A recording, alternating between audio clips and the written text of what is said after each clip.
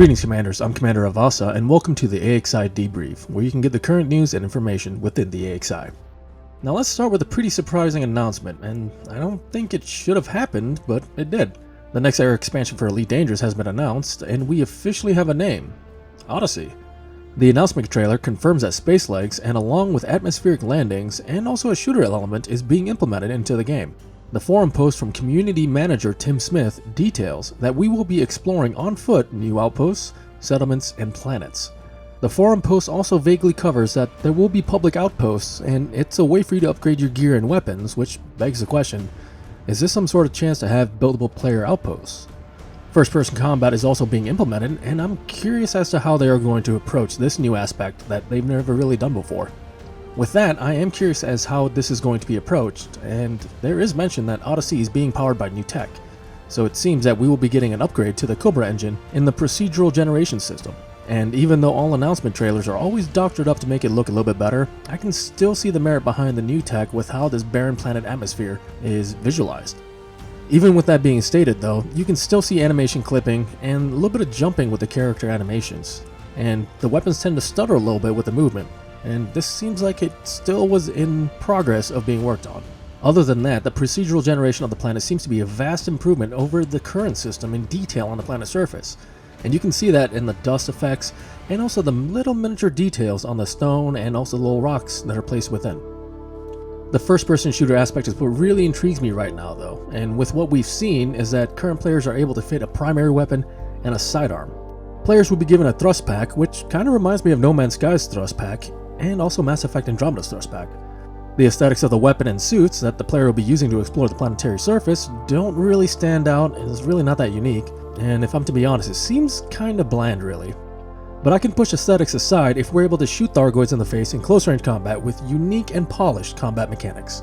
I expect a lot of procedurally generated combat missions, because in the forum post it states that there is an infinite amount of content. Overall, my thoughts on Odyssey is going to be that of a careful approach. I'm not going to go rushing toward this new expansion with arms wide open, but instead I'll be questioning everything that they'll be feeding us in the next year. With the announcement trailer lacking some polish with the animation, and with how the sidearm disappeared on the characters toward the end of the trailer, it kinda proves to me that this was not meant to be released when it did, but nonetheless, this is something we can all look forward to for the future of Elite. Personally, I would be paying close attention to the FPS mechanics, as this could be an indication of things to come for Thargoid combat. The expansion has been announced for early 2021, so we'll be keeping a close eye for any information releases as they come. On June 9th, we will be seeing capital class signatures emerging from hyperspace all over the galaxy. Fleet carriers will now finally make it to the live servers after 2 beta testing periods, with the last one ending recently.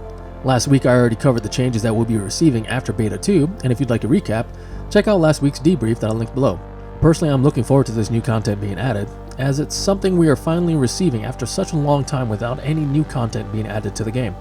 I personally look forward to the deployment of fleet carriers, and I can't wait to fly around the galaxy in my soon-to-be christened AXI Olympus. Last week, Commander Kaizen announced that he is hosting a new multi-phase community project called Turning the Dark Wheel, and it is centered around the minor faction, the Dark Wheel. This project is to expand their influence to multiple different systems in the hopes that it could unlock permits to be able to allow us to access permit-locked areas. This is interesting because of the mystery behind the Dark Wheel in the novel, and within the game we may or may not see something come out of this. The whole initiative may unravel some hidden mechanic within the game, which is what we're all hoping for, or it would not achieve anything.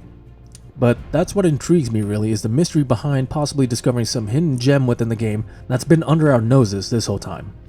The phase breakdown is that during Phase 1 we're going to expand them to the Sol system. Phase 2 will see the Lave system, and Phase 3 is the Robigo system, as it's the closest possible system to Polaris, while Phase 4 is to expand the Dark Wheel to be present within 50 systems.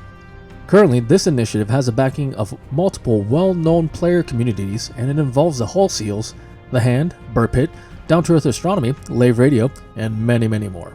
The official announcement from the AXI is that we are highly endorsing this initiative. Even with the fact that we are not a BGS focused group, we will always back any aspect of the game that brings the Elite community together to achieve a large goal. Thank you to Commander Kaizen for leading this initiative, and thank you to all the communities and commanders out there that are getting involved in this giant undertaking. I wish you all the best of luck and look forward to any discoveries being made. I've also provided a link to the Elite Week Discord where the effort is being coordinated. For Commander-led events coming up, we have Commander Vini taking the lead on Friday, June 5th for the top 1% of all liners out there. Showed the Thargoids how capable so cruiser ships can be at not only being the best luxury ship liners out there, but also capable of squashing a few bugs. Starting off the Commander achievements this week is Commander Cowboy Trucker, who turned off his HUD in his Diamondback Scout and took out a Cyclops. For a lot of commanders out there, taking on Interceptors requires a lot of attention and resources being provided by your HUDs, so turning that off completely and taking one out is a well done accomplishment. He also achieved a Cyclops kill, and it's always fun to watch the starter ship take out a Cyclops. Commander GT Jite performed a Hullclops kill, but instead of engineering his hauler like all the other sane commanders out there, he challenged himself by performing this kill without engineering his hauler at all. That's right, he used a basic non-engineered hauler. Quite an impressive achievement.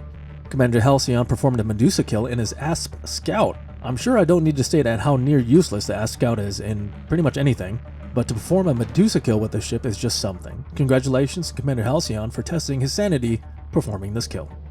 Commander Blaze also joins the rank of the Vanguard by performing a Hullclops kill. Using the hauler, which only has one hardpoint, requires you to maintain all of your shots on target while also staying within the maximum effective range of the Gauss cannons. So congratulations Commander Blaze on this kill. And now the kill of the week belongs to Commander Mewq, who took out a Basilisk in his unengineered Sidewinder. It's absolutely amazing pulling this feat off because the Basilisk is the fastest variant, and to outmaneuver the Basilisk in a Sidewinder is especially difficult. Even more so with the fact that his Sidewinder was unengineered. Amazing job to Commander Mewq pulling this off, and we are very glad to see him continue to pull off his amazing achievements. This has been a pretty busy week with announcements from Odyssey to Commander Kaizen's project Turning the Dark Wheel, and I think we're going to have a busy next few months until the next year with the slow feed of information, along with the launch of fleet carriers next week. Of course, please congratulate the commanders you see on screen right now for achieving their first solo kills. It's always a joy to continue to see more commanders joining our ranks, and continue to progress up the ranks learning Thargoid combat, and also congratulations to commanders that put in their time to complete 100 missions for continuing our BGS war in the Pleiades. I also want to extend a personal thank you to Commander Maligno for supplying some footage you've seen during the debrief of the Federal Hydra Hunt event that I personally could not make. Now if you liked this video, consider hitting the thumbs up button, and if you'd like to be notified of any future videos, consider hitting the subscribe button along with the bell icon to be notified of any future debriefs. Now that's it for me this week, commanders. I look forward to seeing you all next week, and as always, aim for the heart. Carry on.